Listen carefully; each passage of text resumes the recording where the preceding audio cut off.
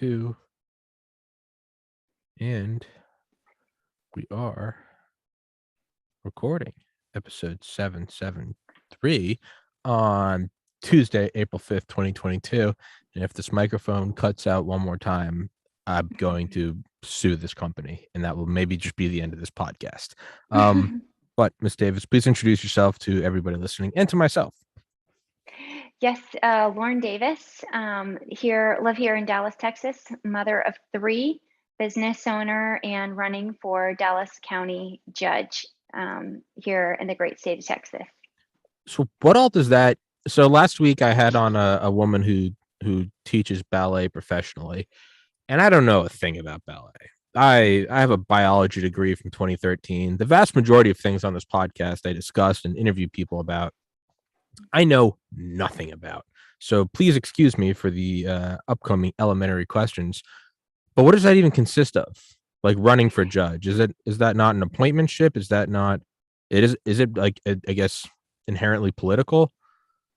No, so actually it's really interesting. And I think maybe one of the reasons why, we haven't had a quality person in office for some time. So it is not a judicial judge here in Texas. It's our county commissioner's court. It's just in name only, a court in name only, and a judge in name only. The real position is very much like a CEO or like a mayor or a chairman of the county. And in Dallas County, there's 2.7 million people, 31 cities. So it encompasses a very large area, and it's meant to be a very local form of government where neighbors are serving neighbors. It's the administrative arm of the state. So it's never meant to be in conflict with the governor. And that's why this position has become so important and so notable here in Dallas County, because the current county judge, Clay Jenkins, pulled a Gavin Newsom or a Cuomo and was on TV every day during the pandemic,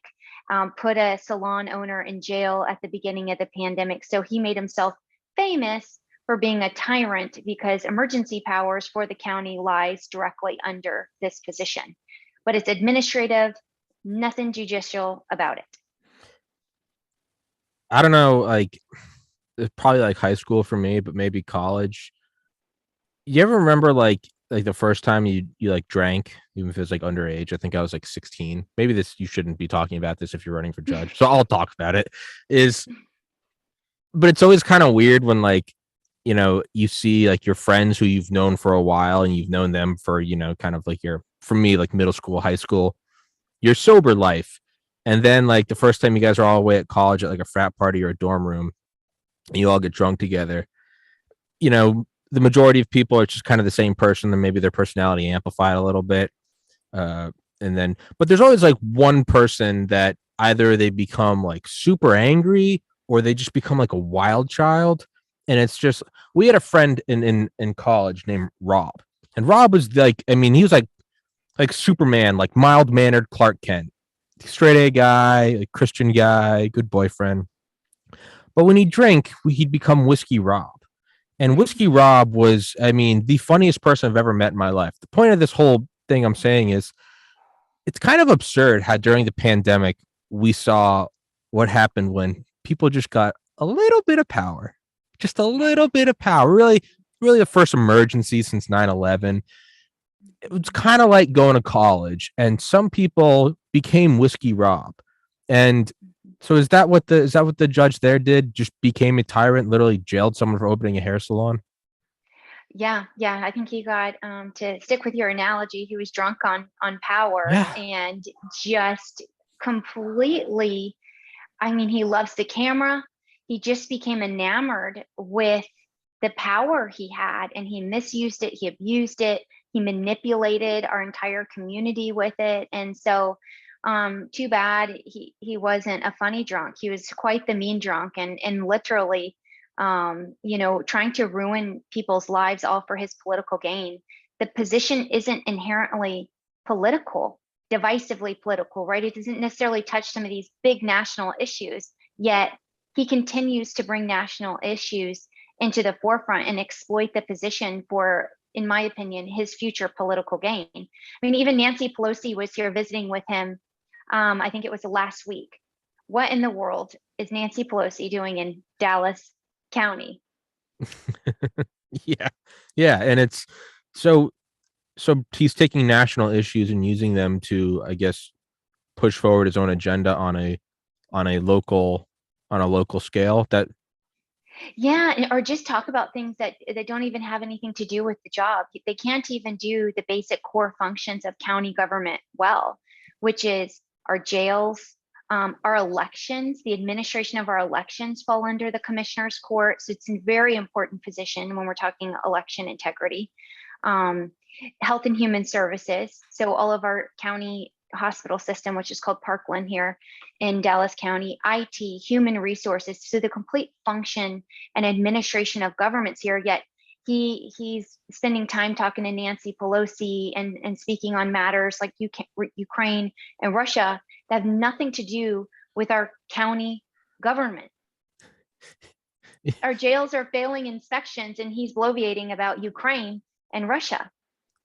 that was kind of like, I think in like 2016 or maybe 17, when a lot of people are speculating that Mark Zuckerberg of Facebook, was gearing up for like the 2020 election. I don't even remember this, but there's like a brief like 3-month period in I think 2017 where he was going on all these clear photo ops. There was always just so happened to be like a professional photographer, and he'd be like, here I am in like rural Georgia, like meeting with like the dairy farmers, or it was like, here I am up in like Wisconsin, like I love some cheese. And everyone was like, what the hell is this guy doing? It was so clear he was maneuvering to go onto a national platform, which obviously he didn't do. But it kind of sounds like that's what this guy's doing. Just, yeah. What the hell does Ukraine have to do with Texas? Yeah, nothing in Dallas County at that matter. Yeah. Right. It's just it's absurd. He needs just to get to business, core functions of government, small as possible. And we don't have that. We have someone who's trying to constantly keep us in a state of fear, actively encouraging with his Twitter account for people to not go to busy bars and restaurants during COVID spikes. He's just become famous for being a tyrant. And so, it's time for a change. And there's a lot of people who hate him. You should watch his Twitter feed. It's quite hysterical. I will start watching. I won't give him Yeah. a follow, but I will start watching it. Don't give him a follow, but it's funny. People just, bust his chops all day long. So aside from just not doing the duties, because that's one thing. It'd be one thing if he was just. It'd be one thing if like Dallas County was just like humming. If he was just like getting it all done, and then you could maybe be like, hey, there's a guy that just can't get enough work. He's also taking on Ukraine. That would almost be admirable. It'd be like you're doing. It's like those. Like I had friends that got into medical school, but also got like their law degree while they're in medical school, and it's like, oh, because it's not enough brain power for you to just do it. Meanwhile, guys like me are like struggling to get it like past the MCAT. That would be admirable if he was just running the whole thing and was also taking on international affairs. It'd be like, well, there's a model citizen. So aside from just kind of shirking the responsibilities of his job, and also not only doing that, but then maneuvering for clearly what seems to be some political campaign in the future. And this might just be wild speculation, but I just look at someone that's clearly not doing it as correctly as they should. Is that someone who's also benefiting personally? Like, is there any way he could be, I don't know, using the office for his own income? Yeah, there's a lot of corruption in Dallas politics, Dallas County politics. So, I don't have any hard evidence at this moment, but there is a lot of speculation that he misused. I think it was the PPP funds. There's some shady dealings. He is a personal injury attorney by trade. So there's some shady dealings with a law firm that he bought under a family who had just experienced some severe tragedy that he was partners with, the Longcar family, a huge personal injury attorney here in Dallas that died tragically. And so there's just some really shady dealings that he's been known to be part of. So I fully expect him to be, someone who is willing to put a salon owner in jail during COVID. Go through with it, put her in jail when we have crime issues, jails failing inspections, all of these other things. But he takes the time to use our county resources to put somebody in jail who's just trying to keep their place open for people to earn a living during a really terrible time is someone who's inherently corrupt and on the wrong side of most everything. Yeah. So we can sit here and attack this guy all day, and I'll happily do it. I don't care. But but for people who maybe are less critiquing of him and perhaps more critiquing of you, what is it that you would do? And again, this is I'm not. I've been to Texas once in my life. I have no dog in the fight. But that being said, so what would you do that would be better than him and not in some I've interviewed a lot of candidates for like Senate and Congress and local stuff. And I've really kind of from the get-go just kind of cut through like the bullshit fluff, the we're gonna do it better and we're gonna cut down on yeah, okay, yeah, sure. The American flag's waving behind you. That's all great and good. But like for the people that actually live there, like what could you theoretically and practically do that would actually make you a better candidate? Like I enjoy the iPhone for as much as people don't like Apple. I like it. And not because it's some sleek new ad and they have, the one word ads, inspiring, innovation. And it's like, no, I like it. It's bigger. My eyes suck, so I can see it better. That's enough for me. What are like the practical things that you could do or will do that will actually make you an appealing candidate? Sure. Yeah. And we got through our primary recently. And so I was up against, a favorite candidate who had all this experience in office. He's a 14-year school board trustee, which the national narrative says school board trustees aren't people's favorite. But here in Dallas, they were trying to make him the favorite Dallas IC school board trustee. And I came out of that primary with nearly 70% of the vote. I crushed it. Our campaign crushed it. And it was primarily for a couple of reasons. One, I'm not a politician. I'm a fired up mother of 3 who is done with government coming into my family and messing with it. My husband and I are entrepreneurs. We opened up a chain of barbershops, membership-based barbershops back in 2008. So we literally spent our whole lives being entrepreneurs, and then the government comes in and shuts us down, literally takes our American dream to zero. So I got up there and I said, you know what? I don't see anyone on the Republican ticket. So you have to run on a ticket, right, in this race. I don't see anyone on the Republican ticket that's going to hold the line on our God-given rights, on our individual liberties, be pro-business, pro-family, parental rights. It was someone who was on there who had absolutely advocated and stripped away my parental rights. My kids very openly fought the mask mandates in the public school system here in Dallas. Which that's an ongoing issue and we can get into that. But I went up there and I filed on the last day to file this because I said, okay, no one's going to do it. I looked around and I'm like, really, God, nobody. So, okay, it's me. I'll do it. I've got a business background. It's a CEO position and filed on the last day, mobilized mothers, grandparents within a little less than 2 months. Mobilized 70% of the vote, and it was done because we were telling the truth. There is a truth wave, I say, coming through. The truckers, the convoys that are coming across the country are not coming for the Republican Party or for any party or the Independent Party or whatever you want to say. They're coming because they believe in truth. They want their life back, and they're tired of the government coming into it. And so I just spoke from the heart, spoke from the truth, and said, we need a small government. We need career politicians who have violated our individual liberties and negotiated with our founding principles, our Constitution. They need to go. And over and with the complete typical political structure here in Dallas against me, my campaign came out with 70% of the vote. It was huge in Dallas. I mean, this race is probably going to be one of the top 2 races in Texas. I mean, it will have a national implications when I win it, because we'll go ahead and say I'm going to win. And it's purely because I'm asking people to change their framework and their belief system on how they evaluate their leaders. I'm tired of even using the word politician. How do you want to evaluate your leaders? I say we need to look at it, and you need to know their framework for making decisions, and you need to know some of their core values, because you need to be, as a constituent, able to predict how I might respond to unknown things such as COVID, right? Because had we understood my opponent's framework, we would have predicted he would have been a tyrant, right? And if you understand my framework of, I do not negotiate with our Constitution, I will negotiate with you as a colleague and on the commissioner's court up to the point where it erodes our foundation, because I don't have the right to negotiate with your integrity or anyone else's or our country's, and that's our constitutional foundation. But everything in between can be discussed so we can get to a means to an end, right? We should be easy to work with, non-argumentative, non-partisan, and find the common ground, but not to where it erodes our Constitution. And I think that's what's gone wrong in our country now, is that we've negotiated with our foundation. And so it's got us in this terrible position.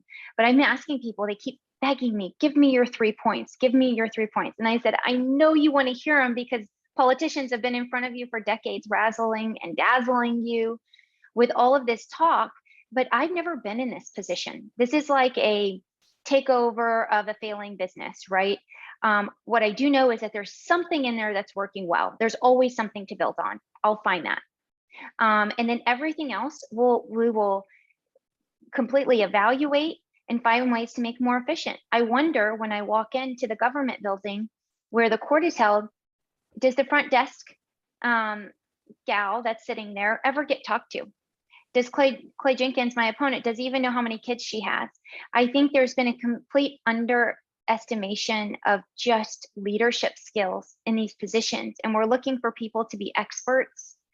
And the experts are what caused us this horrible reality we're all in after COVID. So I'll get in there and I'm going to run it like a business. I'm going to run it like my home. You know, nothing extra until the core functions are done. Right? I tell my kids all the time, you don't get all the extra activities until you can do what you're supposed to do it well. And so I just think there needs to be some common sense brought back to these positions and just some pure leadership skills. So what does that what does that like practically look like? Excuse me, my stomach's gurgling. What does that practically look like in Dallas County? Like, what are things that you could repeal or turn back? COVID restrictions? What are some things Sure. that could actually start Yeah, like on day one?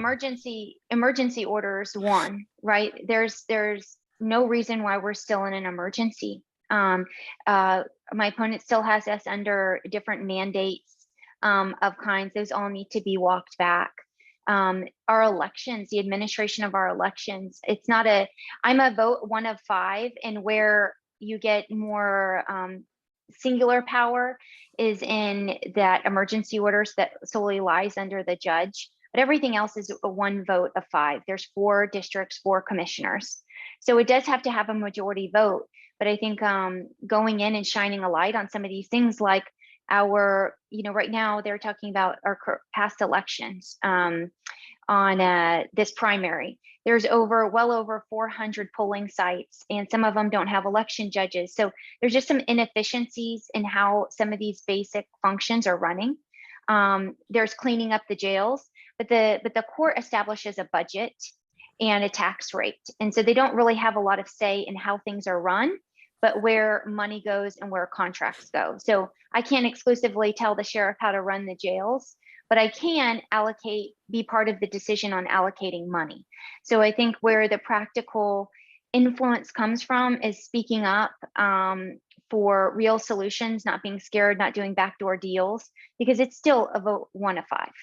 And it's bringing some civility back to the court. It's very disjointed and people argue, and certain commissioners maybe monopolize time, talk about things that don't matter. So it's just bringing back efficiency across the board. But at the end of the day, it's not meant to be a tyrannical position. So it's going to require working well with others and bringing people together in order to make good decisions for the people of Dallas County. So his emergency powers kind of it's a way around the 1 of 5 vote. Mm-hmm. Yes. So they lie exclusively under the judge. So it's like the executive order type of a scenario. So, but the emergency is meant to be for 7 days at a time. It's meant to be very specific, like a tornado or something of that nature, not, not year-long, pandemics. So he's just misused and led people to believe he has a power that he doesn't actually really have. And it's tied up in the courts right now. He's been suing the governor for some time on these local rights. Wait, what? Yeah, he sued the governor. That's what got, yes, he sued Governor Abbott, saying he's in control of the local community because Governor Abbott put a ban on mask mandates and vaccine mandates, I believe, and specifically in the school districts, Dallas ISD, and among other ISDs. And so that's where my family publicly fought the mandate. He stripped us of our parental rights. I have 2 kids with health conditions. My son, one survived 3 open heart surgeries, and my daughter has had multiple eye surgeries where at one point she didn't want to even see her face, see herself in the mirror. And so putting a mask on these kids after all this time, I had a visceral reaction to it. Like, I don't want to deal with these unintended consequences. And so because of the county judge and the manipulation of those emergency powers, got into litigation with our governor over who has the right to control the people, and nobody does. Yeah. Yeah. So has he just been extending it every 7 days, or has he been, how does that? He just keeps extending it. They just keep approving extensions of emergency power. And I understand there's some nuance to it because Governor Abbott has extended emergency powers. All these different people are extending their emergency powers, and they just keep fighting at it. It was never meant to be in conflict with the governor. County government is supposed to go along with the governor. It's the administrative arm of state government to bring it down to the local community.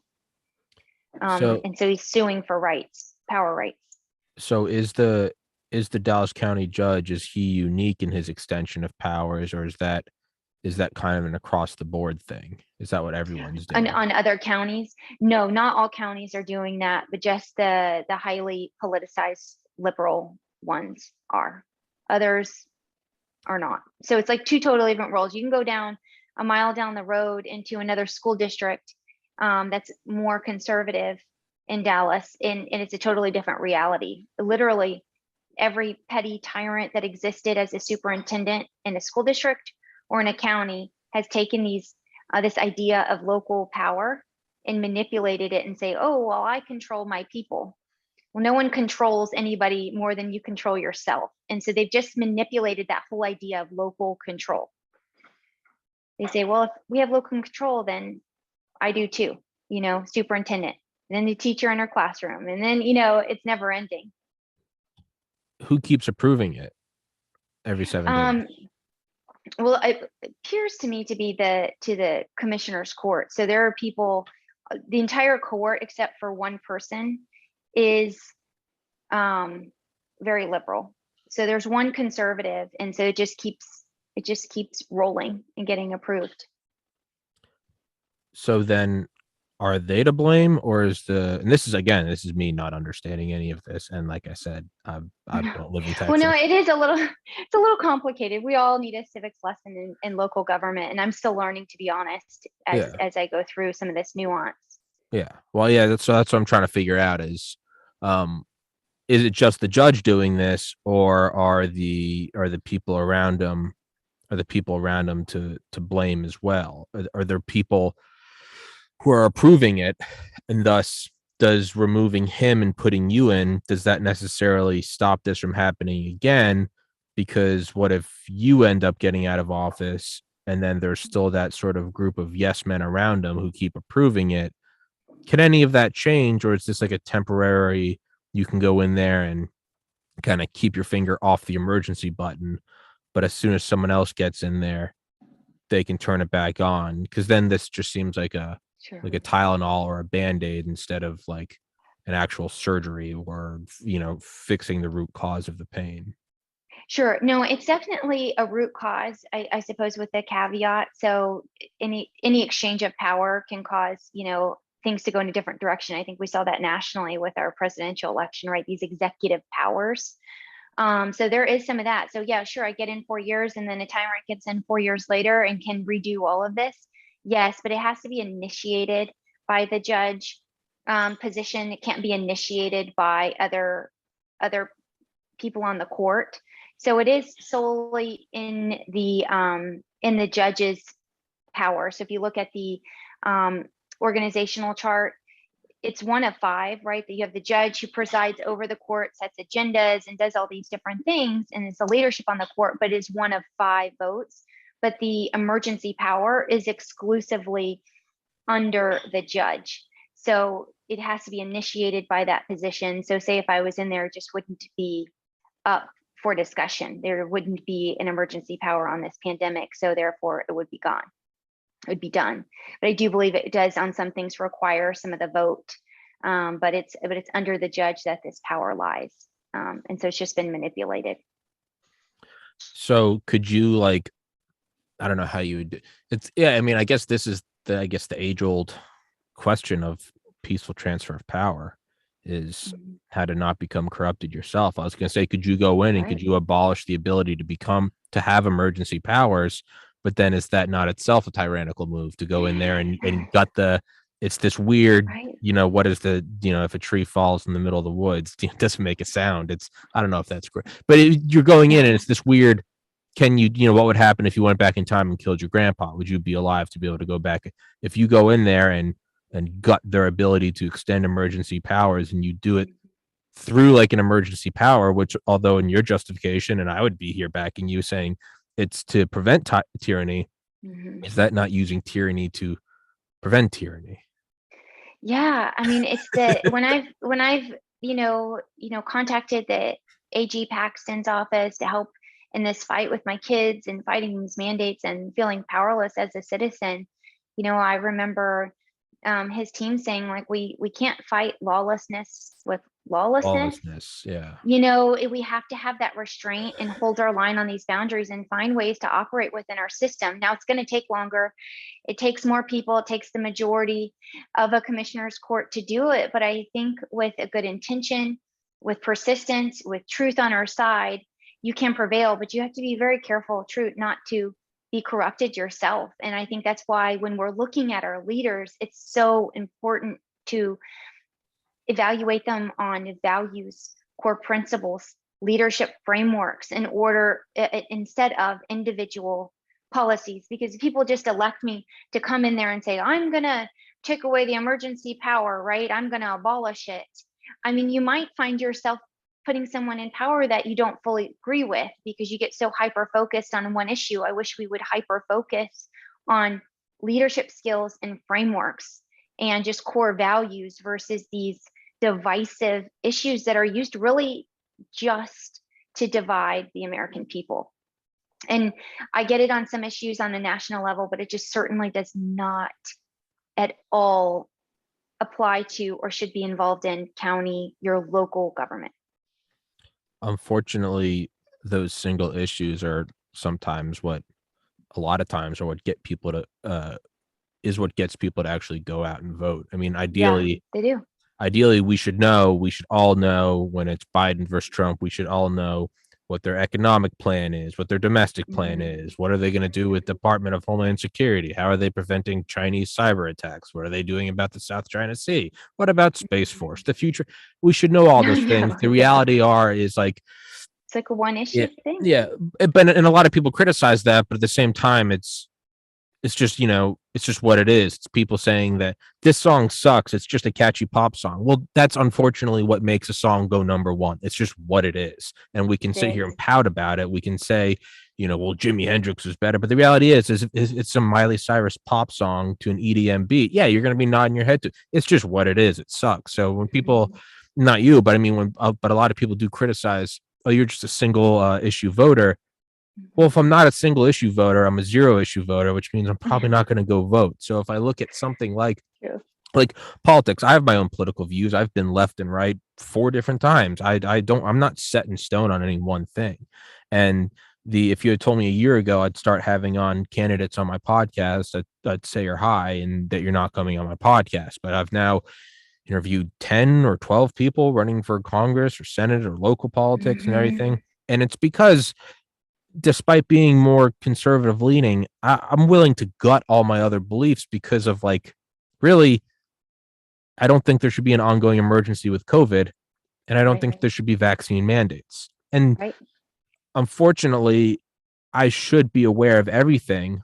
But if you want to get people to act, that middle ground, who maybe Hmm. those sway voters, those swing voters, they're probably only going to come out when it is single issue. Like, you know what? I don't care about Yeah. abortion or this, that, or the other thing. Can we get someone in the White House so my food doesn't double every month? Like, something like that. So unfortunately, you're probably going to have a lot of people who are coming out to vote for or against you based on Yeah. just emergency powers. They probably don't care about funding to private prisons. And again, ideally they No. would.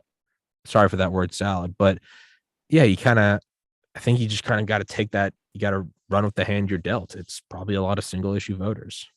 Yeah, no, and it's so true. And as bad as it is, we're fortunate to have, sometimes things have to get terrible before people can see their Absolutely. way out. And I think that's where we're at. So if I was ever gonna, launch my efforts, take my time and talents over into this realm of public service, now is such an exciting time for myself, because the single issue is freedom, which is our foundation. Now it makes me sad that that's was a possibility.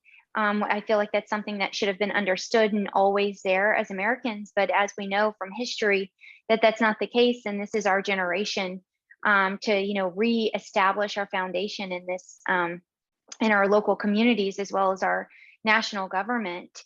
But I've been told a lot. People will say to me, "Oh, you're going to have to run on something more than just freedom." And I said, "There's nothing more basic than that." And if we talk about individual liberties, individual rights, the Constitution, and freedom, and you just check all of your decisions on those principles, then you will be on the right side of every decision. And now it's just a matter of policy and what gets us to the same end, faster or more efficient. But what's happened is our complete foundations eroded. So if I was ever going to be a single issue candidate, I'm glad it's during this time, because there's just nothing more basic than our human rights, which is freedom. The most basic human right is freedom. When we have that and get to exercise it, we're a well-oiled machine and a great country. Yeah. And, but for just playing devil's advocate, for those who would critique you, it definitely needs to be put into like a realistic, on the ground plans. Mhm. If you say you're the freedom candidate, like I'm again playing devil's advocate. I clearly wouldn't have you on here if I didn't want to. I'm just gonna play the asshole devil's No, no, advocate. it's good. People are gonna say, "What does that mean?" It sounds great on a banner. I'm the freedom candidate. What does that mean? So for like businesses, what Hmm. could say I'm Tommy and I own Tommy's whatever auto repair or Tommy's salon. You know, what would you be able to say to me? Like, what can you go in there and say, this is the emergency order bill Yeah, 1995B. so many Can of I them. take that one? Can I gut that? What is it that you can Mhm. realistically do? What, Yeah, yeah. well, it's a hold the line on those pro business rights, right? So we just saw those emergency orders and their ability to shut us down. Like, that's just not in the playbook for me. That would never happen. I don't care how bad it gets. We have learned from the last 2 years that shutting down any business is not okay, and especially not picking winners and losers, because we all know not everything was shut down. When we say there was a shutdown, no, certain businesses were shut down. Yeah, not Others were Walmart, left. not Target, not yeah. Yeah, yeah, right. So the government is not one to pick winners and losers. So to the business owners, yeah, no shutdowns ever. Like, non-negotiable. I don't care, because there's something else I'm sure that's going to come, some other emergency. You're going to say, and we can't ever have the solution be worse than what we're fighting. So I think there, and then on other issues that might, maybe some other voters who maybe weren't in the service industry or not owners and didn't experience the pandemic, like some of us did, right, where we went to completely zero. They might still be concerned with the jails. And like in Dallas County, they failed inspections twice, 2 years in a row, the county jails. We have inmates that are on suicide watch that are dying because they're understaffed. And so let me give you an example. When I went through the budget preparing for a debate we had in my primary, just by a quick glance, with not knowing a whole lot about the insides of the court, I found that the commissioner's court has a 90-day hiring freeze on all positions in order to be fiscally responsible. Yet for 2022, they have slotted in a diversity, equity, and inclusion director at $163,000 a year. Why would we do that? Why would we have our understaffed jails, a hiring freeze, and a DEI director slotted in? What is a DEI director going to do for anybody but further divide and spread more critical race theory and divisiveness through our community? So that's the kind of stuff the court's doing. So that's one example that I would be like, no, we can't even run our jails properly. Why in the world would we have this position? Maybe they want the suicides to be diverse. They want suicides from all, and I'm making light of this as someone that lost a sibling to suicide. But I mean, like, yeah, in 2014. But like, I'm playing light of it. It's like, right. What would you possibly like? Don't worry, guys. We now our monthly suicides are we now have one trans male. We have a black female. What in the world? And so I'm like, I look at this and I go, they make it look like this might be really complicated, but really it's going in and having the courage to call BS. Yeah. Just call it. Like, I'm not scared to say there is no need for a DEI director. That is not a core function of the government. No, I don't care what other companies are doing or what other government entities are doing. That is not a core function of government. So it is a hard no. And there's just some people who go along to get along, who are planning their next 4 years, who are positioning for the next board seat or what have you when they leave office. And I'm just there to step in and run this commissioner's court like a business and call BS when I see it. Maybe I won't get the votes. Maybe I won't get a lot done technically, but that's an underestimation of bringing these issues to light to the community as a whole, because that tip over vote, that vote that gets us our influence, is the people's vote. And our government for too long are keeping these issues in the shadows and keeping people dumb to where they don't even know what's going on, because the only way to know is to have someone tell you, right? One of your elected officials are supposed to bring the issues to you. But if they're keeping you in the dark, forcing you to have to dig through agendas and listen to hours-long commissioners' court meetings just to find out what's going on in the commissioners' court, everyday Americans just aren't going to do that. It's too much time. We do not have time. We trust our elected officials to bring us the issues, to tell us, to be honest with us. And so I go start telling people, did you know there's a hiring freeze and a 163,000 DEI? What? No, I didn't know that. Well, come down to the commissioner's court and tell my colleagues, right, my future colleagues, what you think about it. And all of a sudden, these elected officials who care about getting reelected might actually start listening to the people. So I think those are just really actionable things that I'll be able to do in there that don't require, a majority vote. How are the elections carried out for that position you're going for? Sure, it's a November election. It's the midterms. So we just got done with the primary season. March 1st. So we had the Republican and Democrat primary. So you have to, pick your ticket. And so then the general election will be November 8th. So I'm someone who, I think the 2020 election I think that destroyed a lot of people's faith in the system. Mm-hmm. I don't care who's running when multiple swing states pause in the middle of the night and then all start going the other way with just hundreds of thousands of votes pouring in unmarked fans at 4 a.m. That's bullshit. That's banana republic stuff. That's what the CIA has been doing overseas for the last 75 years. None of this really matters unless the election is credible. Is there any way to ensure that, or for people living in Dallas, is there anywhere they go to sign up to be poll watchers or something? Because truly, it's a brilliant attack on a system. You only need to control the the election counting, and then you can really just be as terrible of a judge or politician or governor as you want. It won't matter, because it doesn't matter who's running against you or what platform they're on or what, groundwork they're doing. Nothing will matter if at 4 a.m. all of a sudden a ballot with 100,000 votes come in, and only 3 of them are for Lauren Davis, and then the rest go right down to the other side. So is there anything people can actually do to, I guess, I don't know, poll watch, election watch, anything like that? Yes, yeah. So in this in my campaign, we are not only playing to win, but we're also playing to build back our volunteer base, our Republican Party here in Dallas County. So yes, a lot of this happens, a lot of the fraud happens.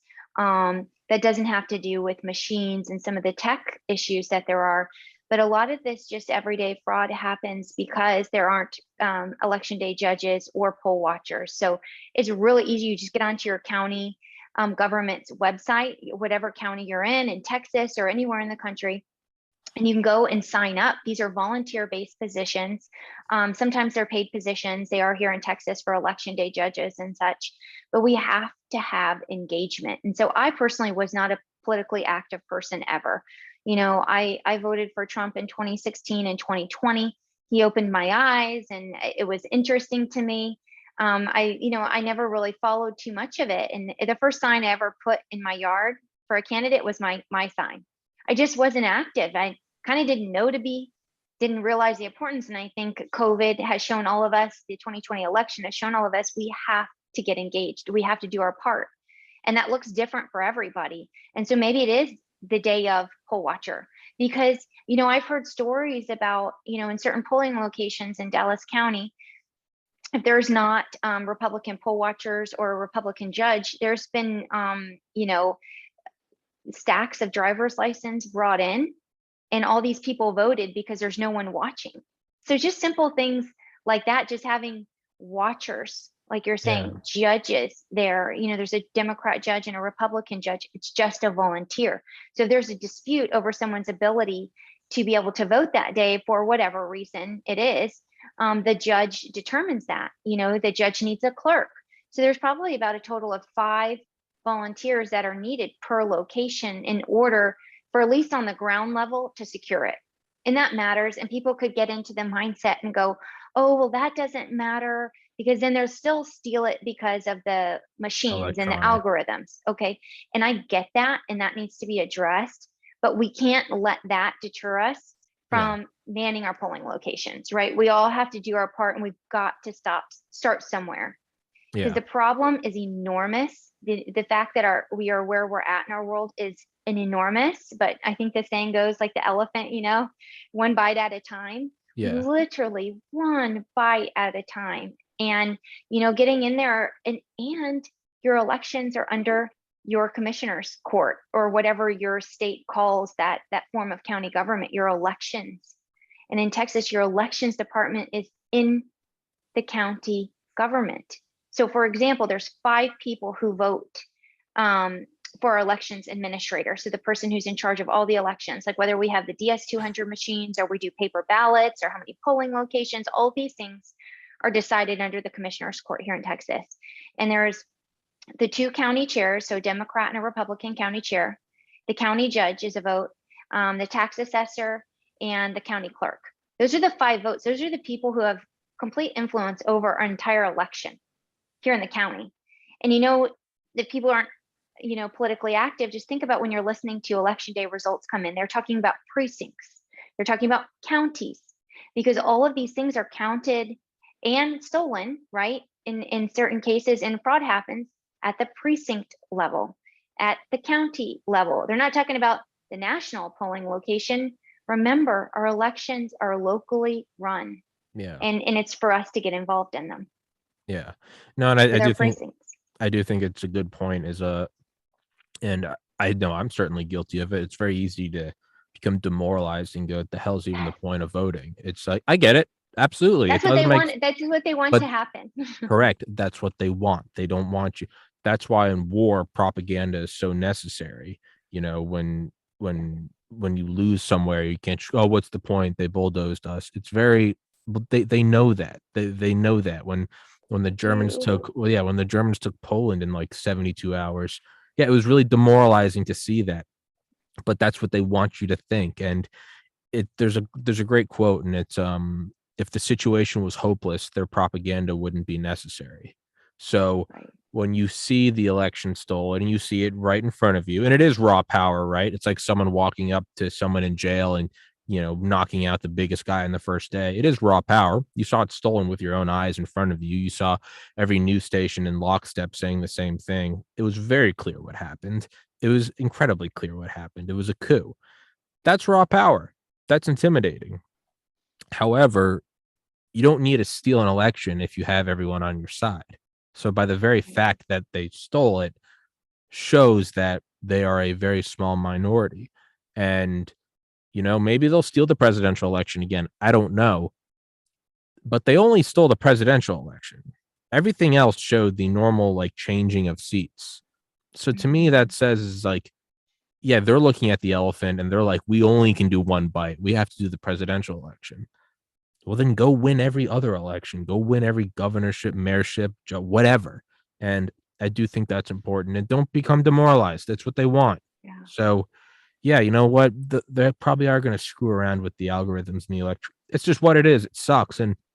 But, you know, tackle what's in front of you first and then move on to the Mhm. next thing.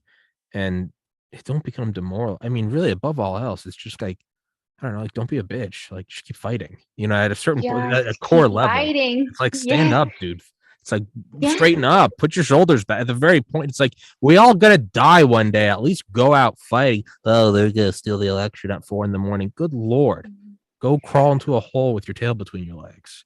Yes, I think that's exactly where we're at in this country, and what the fundamental call is take a stand. It looks different for everybody. My stand is running for county judge. It's a big one, right? It's a life-changing, turn our whole family upside down. I stopped everything I was doing in life and putting all my efforts here, and it is a sacrifice beyond belief. And don't look at that and say, well, I can't do that, so I should do nothing. Think about, Yeah, what can I do? It can be everything from just having hard conversations in your community, right? You have that friend who you have a good, a good conversational relationship, and you feel like you can challenge them a little. Challenge them, but don't shame them. Don't demoralize them too. We need everyone in this, and people will wake up at all different times, and we need to restore communities. We have to go right in, start with your family, then go out to your extended family, your communities, and we will take back our country. But we can't keep looking at this like it's going to happen overnight. We didn't get here overnight. I mean, unless you consider the election, some stuff happened overnight there, but no pun intended. But we just have to take a stand. We have to do yeah, something. Doing nothing is allowing your country to go. Doing nothing is something, right? And we just cannot be at a place of rest. We've rested too long. I've rested. I won't ever rest again in my life. If I, God's will on this race, if I don't win it, I'm in this for the long haul. I'll find something else to do. I'll find some other way to stay engaged. Like you're saying, we cannot allow them to demoralize us, because we really are the majority. Americans are the majority, and this small, extreme group of people have just been loud. They've eroded our trust in some basic institutions, right? Our elections, now our medical community, our school systems. They're taking us at our systems. So we just need to reclaim that back. But that's not going to happen without reclaiming our families back, and focusing in and making sure our children are well, their mental health is well. And then we need to start giving back. Maybe stop writing checks and go be an election judge, or write yeah, a check, give your money and your time. Or if you don't have the money to give your time, but do something, yeah, because it all yeah. matters. Yeah, you can't look at it and go, "Well, I can't be president because that takes a team of 1,000 people and a half $500 million." No, Yeah. aim smaller. Maybe it's Yeah. school board. If a guy can't do school board, I don't know, start a podcast and just interview somebody. If you can't do that, share the Yeah. interview. I don't know. You can do. Anything. You can genuinely do anything, right? Um, Anything. we got to wrap this one up, but very last question. Is there anything whatsoever you can do about like declassifying JFK files, or is that way above your pay grade? I think that might be way above my pay grade, but All right, well, we'll start small. certainly if there's something in there. We'll start small with the election, then we'll move up to JFK files. So, well, I figured it was Right. worth a shot. I think what we can say is that government has kept us in the shadows for a long time. So it'll be nice to have a good, honest person in office like myself who's just going to be like, what? Questioning everything, fresh eyes, fresh perspective. Just steer clear of Dealey Plaza. Just don't go. No, my kids' school that I fought the mandates in, because they took our parental rights away. They did put my children in a cage. I must say that. That's maybe for another time. A plexiglass floor to ceiling cage, completely withheld their education just for not wearing a mask. The school is called Dealey Montessori. Oh God. Oh God. Well, I know. If you could, what website can people go to learn more about you? Or do you, if you just text me like your Twitter links, your website links, all that good stuff, I'll put it in the description. Yes, I can. And my website is davis4dallas.com. So davis4dallas.com. It has like the full story about my kids, other media I've done. People can keep up with the race there. Donations are important. I'm realizing why these campaigns are so expensive, because they're just one big marketing campaign, and everything's expensive these days, just marketing. So yeah. Davis for Dallas. Well, if you'll just like literally write it out in a text, just be like website, Twitter, blah blah blah, I will copy and paste whatever you give me and just put it right in the description. So laziness on my end, but I've done that for like 700 plus episodes now. So now it's just become my standard where I'm like, whatever you write, I'll put it in there. So Miss Lauren Davis, I'll definitely do that. Thank you so much. I'd love to have you on again. Thank you, Dr. McCullough, for putting us in touch. And yes. Yeah. Great hero of our time. I love Dr. McCullough. So thank you so much. Love to have you on again. And it was a great chat. Thank you so much. Anytime. Yeah, thanks. Thanks for having me. I appreciate it. Yep. Take care.